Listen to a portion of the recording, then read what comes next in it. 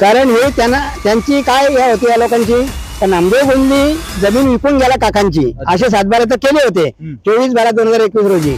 पण मी आजारातून बरा झाल्यामुळे माऊली कृपेने मी तर फास्ट घेतला होता. ते फास्ट तर मला बसला ना, मी खाली पडलो, माझी माऊली प्रगट झाली, ती तिथं नव्हती. म्हणून मी याच्यावर एक पिक्चर काढणार आहे, जमीन चोरीला गेली. हे आता 4 दिवसात बॅनर सगळीकडे लागतील.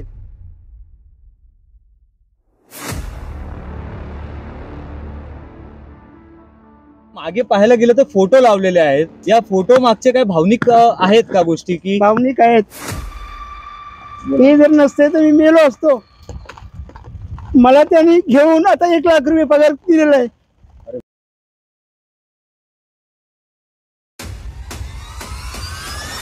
मी तर आशाच सोडली होती, पण आशाचे किरण जिवंत होते. माझे जे पाटील साहेब, माझे मालक, यांनी मला परत कामाला घेतला. सचिन भाऊनी सांगितले, आमचे अध्यक्ष आहेत युनियन अध्यक्ष सचिन भाऊ आहेत, व्यवस्थापनाला काटकर मॅडम आमच्या आता VP आहेत, त्या मॅनेजर होत्या पहिल्या. शासकीय विभाग देखील बऱ्यापैकी तुम्हाला सपोर्ट करतोय, पण तरी अजून तुम्हाला उपोषणाची बसायची अवस्था येते. म्हटलं शासनावर देखील म्हणजे काय साहेब, आता हे याने खोटं अफिडेव्हिट केलंय, हे जर कोर्टात आलं तर ते बरोबर होऊ शकतं. पण त्याच्या 2 प्रती मला मिळाल्या.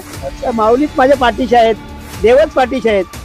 देव तारी त्याला कोण मारी, या आकारपुडा आता केलेला आहे 21/9/2020 रोजी मोजणी केल्यानंतर.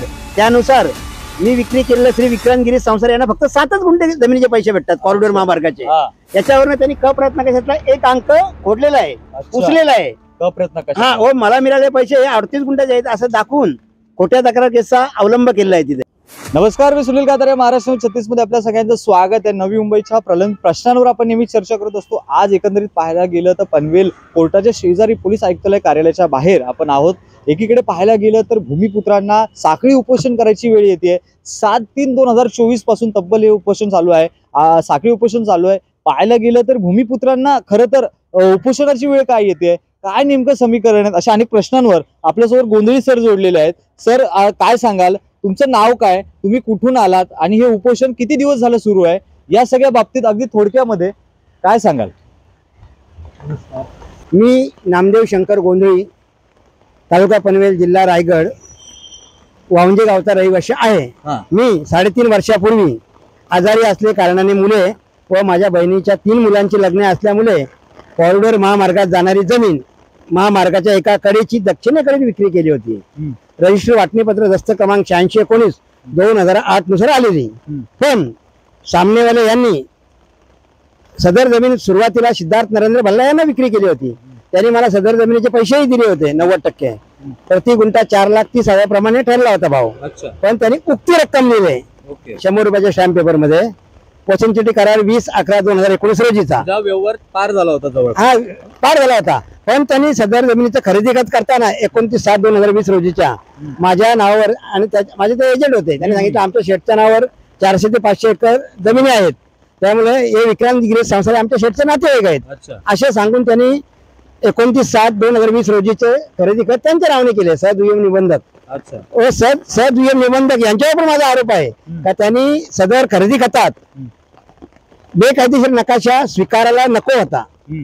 त्यांनी सदर नकाशा, कारण त्या नकाशात खोटे कागदपत्र सादर झालेले आहेत, गैरव्यवहार झालेला आहे. पाहायला गेलं तर नेमका मूळ प्रश्न आहे की तुमची जी जमीन आहे त्याच्यापेक्षा अधिक जमीन ताब्यात करून विकण्याचा इथं प्रकार घडलेला आहे, कसं पाहता? असंच त्यांनी काय केलं, मी खरेदी खतात पूर्ण 38 गुंठ्याचे पैसे घेतलेले आहेत. हे खरेदी खत पान 1639 वर नमूद आहे. त्यात काय मी घेतलेले पैसे हे सर्वे नंबर 123 व हिस्सा नंबर 2 चे आहेत. त्याबद्दल माझी कसलीही हरकत नाही अशा लिहिलेल्या खरेदी खतावर माझी सही घेतलेली आहे. पण मी लगेच, कारण काकांच्या हिश्श्यात अगोदर 9 ते 10 गुंठे अतिक्रमण होतं. अतिक्रमण असल्यामुळे त्यांचं कुठेतरी नुकसान होणार होतं, कारण सदर जमीन कॉरिडोर महामार्गाच्या एका कडेची आहे, हे आपण नकाशात पाहू शकता. तर काकांच्या अतिक्रमण असल्यामुळे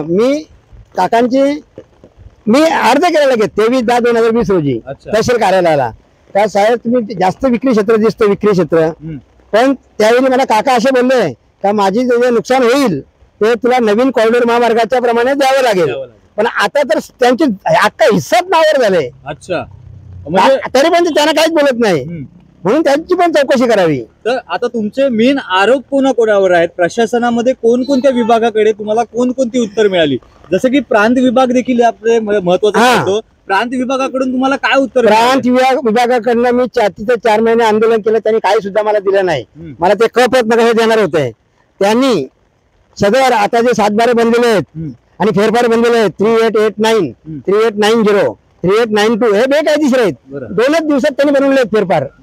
त्या सिद्धार्थ नरेंद्र भल्लानी तहसीलदार याला मोठी लाच देऊन त्यांनी खोट्या तक्रार केस केलेला आहे. 25/1/2021 रोजीचा तलाठी खोटा रिपोर्ट काय सांगतो तर परशुराम सीताराम गोंधळे यांनी 14/1/2021 रोजी फेरफार 3637 नव्हे तर 3637 हरकत घेतली आहे. आणि 3637 फेरफार हा आमच्या जमिनीत नाहीच. हे माझ्या काकाने दाखवून दिलेलं आहे का मी जमिनीत असलेला भाग दाखवून विकण्यात आलेला आहे. म्हणजे खोट्या तलाठी रिपोर्टच्या अनुषंगाने व सिद्धार्थ नरेंद्र भल्लाने आणलेल्या खोट्या लेखी प्रोसेसच्या माध्यमातून त्यांनी पूर्ण 38 गुंठे नावर केले. आता या माध्यमातून एकीकडे प्रशासन, मुख्यमंत्री एकनाथ शिंदे आपल्याला असं वर्तवतात की प्रशासन आपल्या दारी, शेतकऱ्यांना भूमिपुत्रांना आपला हक्क बजावण्यासाठी प्रशासन आपल्या दारी अशी योजना केलेली आहे. आता तुम्ही उपोषणाची वेळ आलेली आहे तुमच्यावर. या माध्यमातून मुख्यमंत्री एकनाथ शिंदे देखील ही बातमी पाहत असतील तर त्यांना तुमची काय प्रमुख विनंती असेल? शिंदे साहेबांना भूमिपुत्रांची आजची उपोषणाची वेळ आलेली आहे, साखळी उपोषणाला तुम्ही बसलात, काय मागणी असेल? साहेबांच्या मी फोटो पण लावला होता. परेश पाटील आमचे गाववाले ते उपजिल्हा प्रमुख आहेत, तर त्यांचा फोटो एका साईडला आणि मुख्यमंत्र्यांचा फोटो.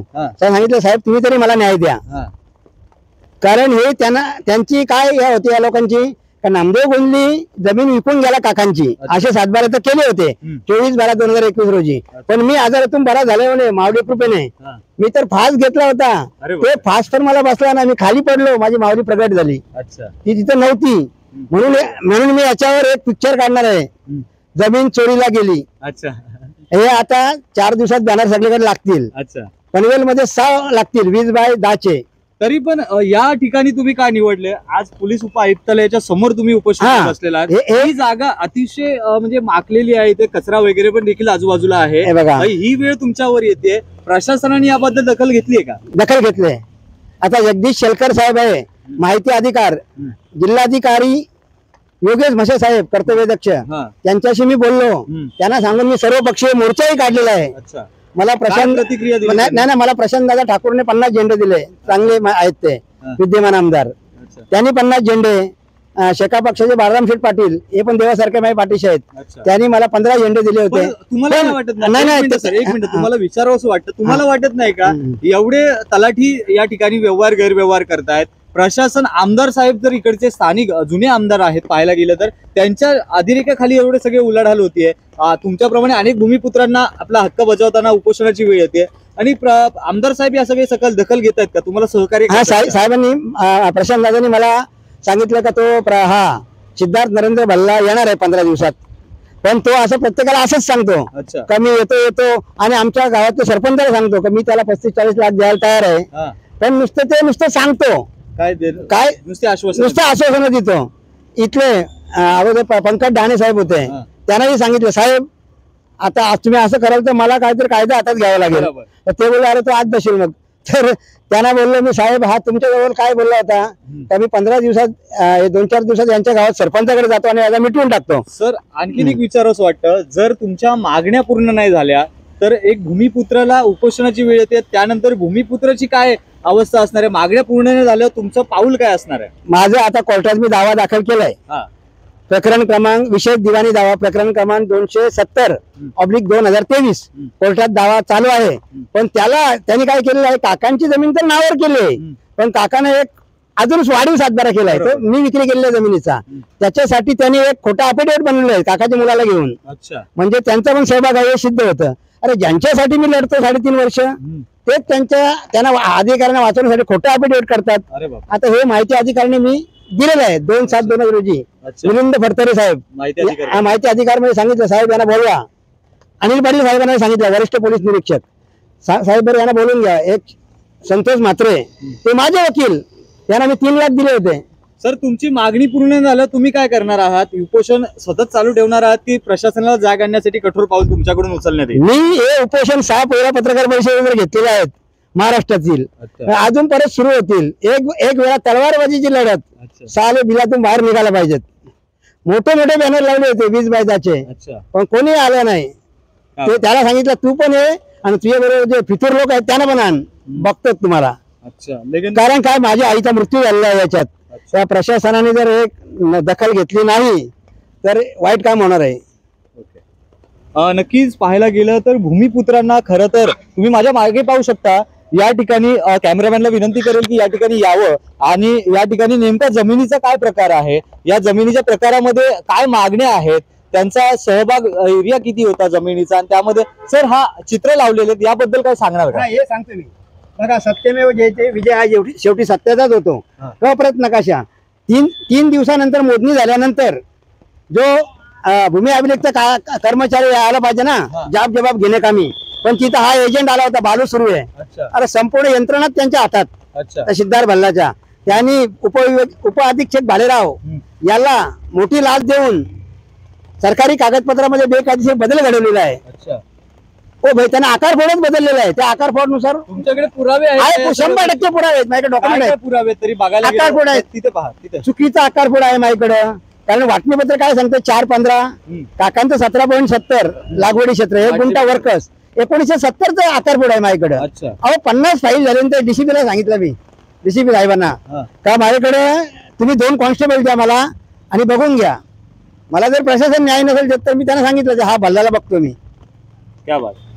नक्कीच या ठिकाणी भूमिपुत्रांची कुठेतरी दिशाभूल होते. भूमिपुत्रांना किती संघर्ष करावा लागणार आहे, खरं तर हा मोठा प्रश्न आहे. विकास पाहिजे सामान्यांना, सर्वसामान्यांना, सोबतच भूमिपुत्रांना देखील हवा आहे. परंतु ही अवस्था महाराष्ट्राच्या कानाकोपऱ्यांमध्ये अशीच आहे का? भूमिपुत्रांना का एवढा अट्टहास सहन करावा लागतोय? जी मागची अवस्था पाहू शकता, अतिशय बिकट जागेवर या ठिकाणी उपोषणाला बसायची वेळ आलेली आहे. तुम्हाला काय वाटतं, प्रशासन या सगळ्या गोष्टींकडे आता काय करणार आहे? काय मागणी होणार आहे? नेमकं यांच्यासोबत काय होणार आहे? यांना न्याय मिळेल का? अशा अनेक प्रश्नांवर महाराष्ट्र 36 द पब्लिक न्यूज आणि धडक न्यूजच्या माध्यमातून पाठपुरावा करणार आहोत. वृत्तमाध्यम जाणून घेण्यासाठी महाराष्ट्र 36 चॅनलला सबस्क्राईब करायला विसरू नका. सोबतच व्हिडिओ जर्नलिस्ट सोमनाथ सर सोबत सुनील कातारे, महाराष्ट्र 36.